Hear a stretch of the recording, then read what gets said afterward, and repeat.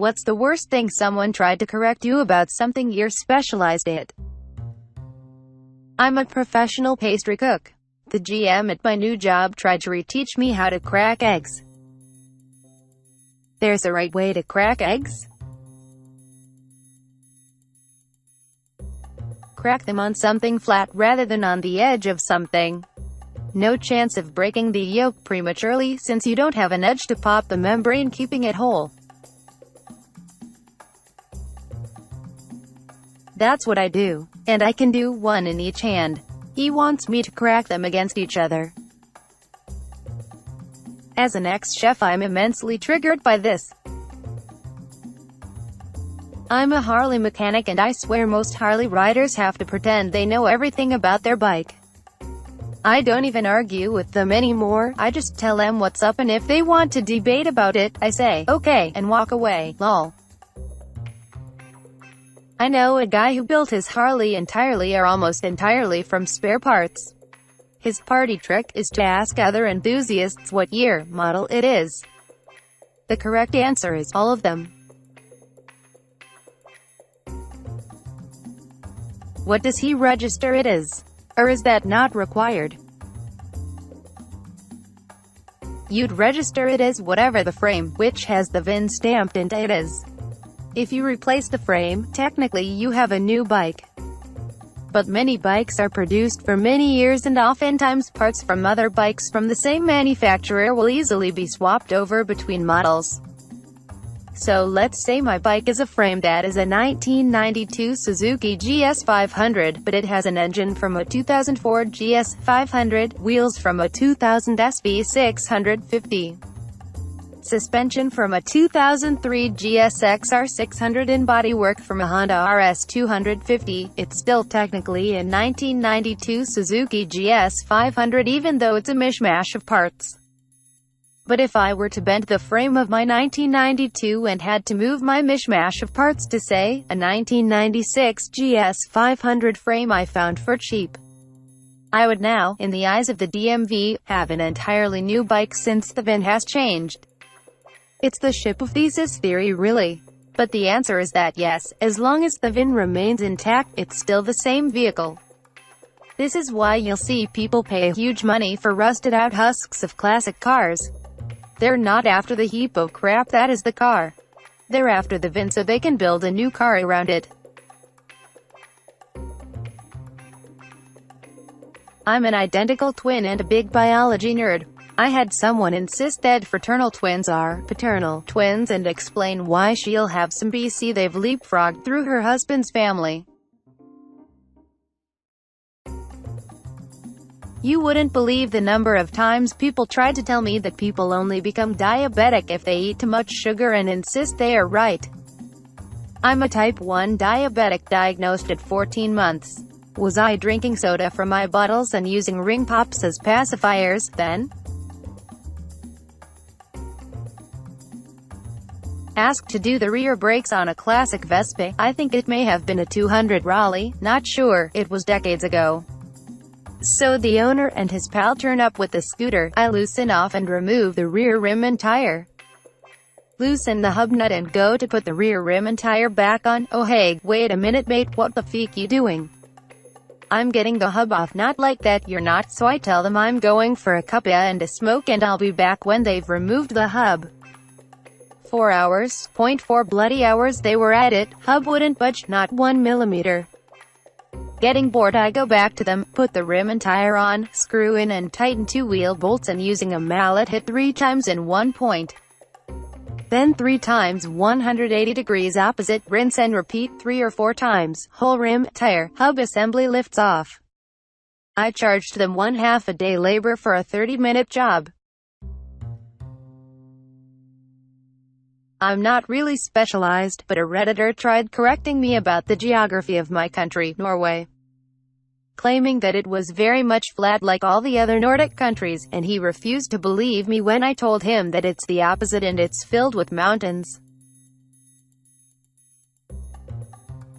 I'm majoring in archaeology. I had a guy start talking to me about dinosaurs.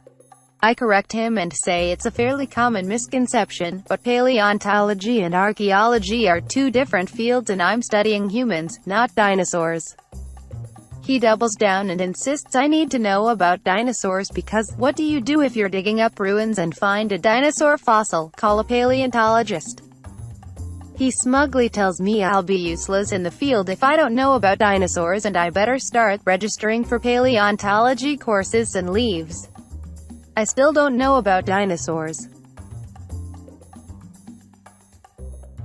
I didn't specialize on it, but when I worked at the deli in my local grocery store I had a guy come in asking for some sliced ham. I asked him if he wanted black forest ham, honey baked or mesquite ham. He looked at me and said it's not mesquite, it's mestique. I pointed at the sign and label on the actual evening ham that said mesquite ham, but he still corrected me. I gave up and gave him his damn mestique ham. This was a good 15 years ago and I'm still mad about it. Am a climber. People tell me to wear gloves all of the time. There is a form of climbing where gloves would be somewhat acceptable, although even then a bit questionable, but in free climbing, bouldering, you cannot wear gloves because your fingers actually allow you to grip onto smaller pieces of rock. I had to leave welding for this reason. I'm a welder on nuclear submarines with over 14 different X-ray welding qualifications at this company alone. I would constantly get into arguments with people who are new and have no real-world experience with welding. The amount of wrong information being thrown out left and right over there is insane. There are plenty of very knowledgeable folks there, but they are overshadowed by the ignorant.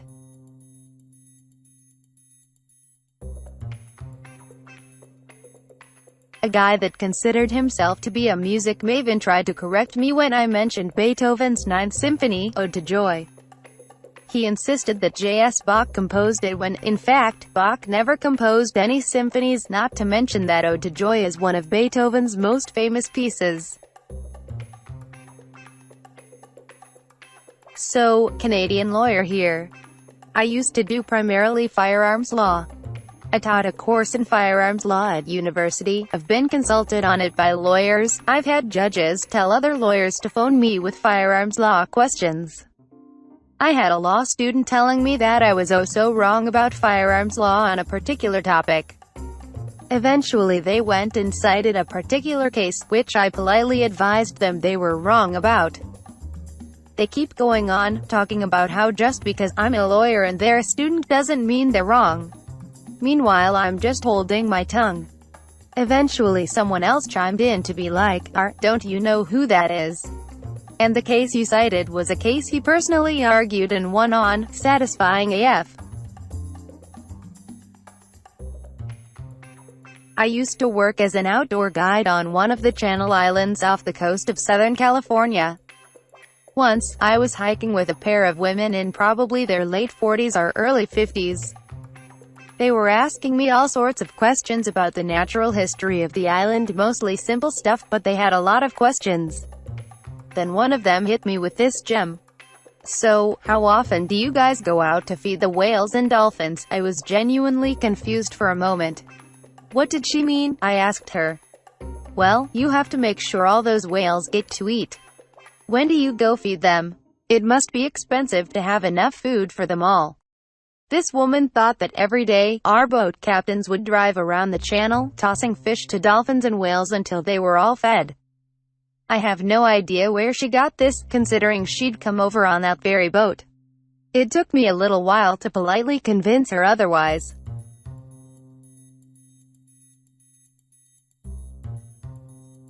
How to spell my own name, which I am sure I know how to spell after all these years. Edit. I swear if I see any more jokes involving my username I will go have a wank.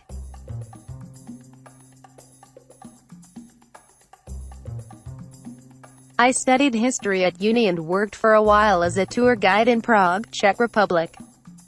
I had a customer once on a walking tour of the city go really snarky with me because I called the river running through the city the Vltava.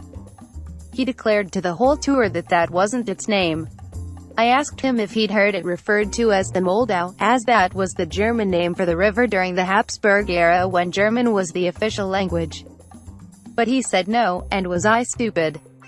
The river was called the Danube. I pointed out to him that the Danube doesn't run through Prague, and asked if maybe he was thinking of Brno. No. He had definitely read in a guidebook that it was the Danube, and why the hell was he paying money for this tour if the guide didn't even know what the river was called? At which point another tourist in the group showed him her guidebook where it clearly said Vltava. Then another showed him a map. And another showed him another guidebook, and so on, until the whole group had basically showed him what a twazzer he was being. He didn't apologize, of course, but at least he shut up for the rest of the tour. Oh boy, where do I begin? I'm a professional music producer.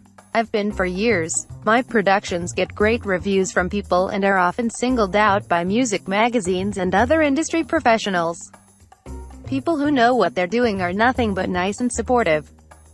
But I get shit from salty bedroom guitarists all the fucking time. Seems like every time I produce a young band, there's this one guy there who thinks he knows it all because he watched a YouTube video. The bass knob on the amp should be set at 10, because 5 years ago, I heard that Tremonti sets his bass knob at 10. There should be no effects or editing on the vocals, because Black Sabbath in the 70s didn't have vocal effects. Double tracking guitars? What the fuck? Nirvana had one guitar player and they were the biggest band on the planet, who were recording only one take.